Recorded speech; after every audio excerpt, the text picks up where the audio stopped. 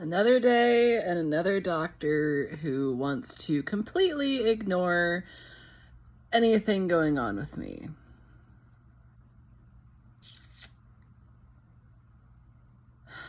What, am I supposed to be like literally nothing but skin and bones to where you can see my rib cage before they'll do anything for me?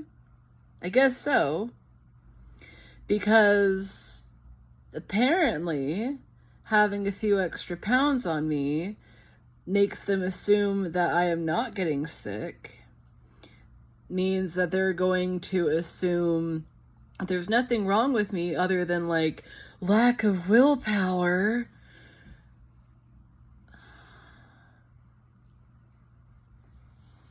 So I guess I'll just keep getting sick until I do end up turning into skin and bone. And maybe then they'll take me seriously.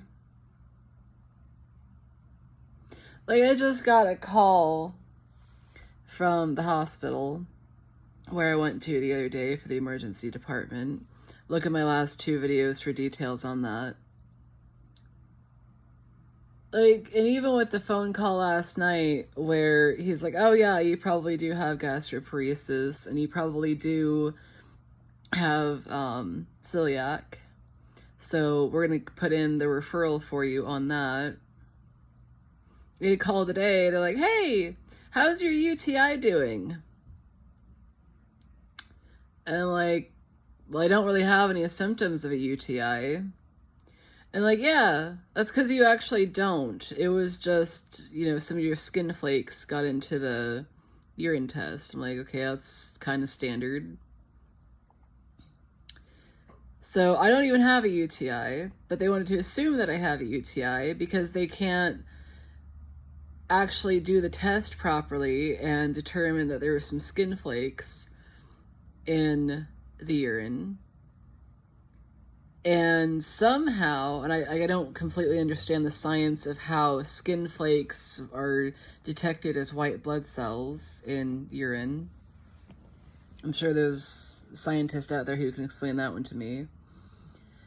But, so they completely disregarded my actual GI symptoms to be distracted by a urinary tract infection that I don't even have.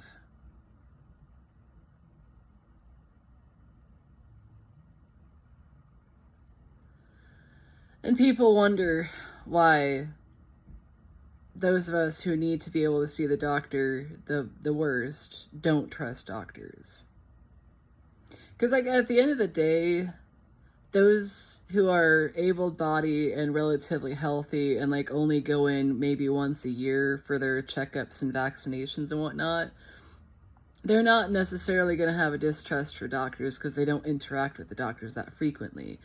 But folks that are chronically ill, where we have no other choice because we cannot prescribe ourselves medications, we cannot write our own referrals, and we're stuck dealing with insurance companies that need prior authorizations from doctors, we're the ones relying on the doctors most often for them to treat us like this.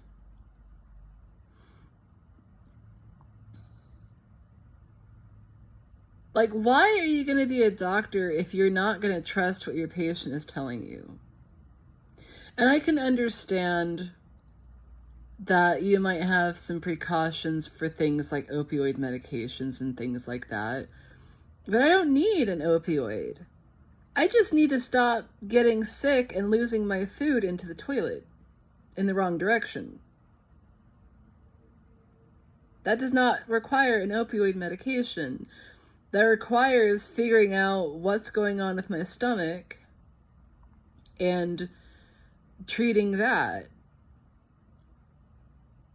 And yes, I have been going to primary care, and that's been its own roller coaster. So yeah, I was desperate, and I was in pain, and I was scared. So yeah, I went to the ER. But I told them my main concern is getting sick and losing food and not being able to work because I'm too busy running for the toilet as if I were 8 months pregnant. And I'm not pregnant because I had a hysterectomy. And yes, that is one of the things that they asked me. And no, it's not because I said, oh, it feels like I'm pregnant. I told them I was losing my food, but like, anyway, I'm rambling at this point, but I just don't get it. I just don't get how doctors are supposed to do their jobs when they're going to assume that every patient that walks into their office is just a liar or is exaggerating. What, am I just hysterical? Is my uterus just floating throughout my body and it's in the wrong spot and that's... Dude. I don't even have a uterus. How am I supposed to be hysterical?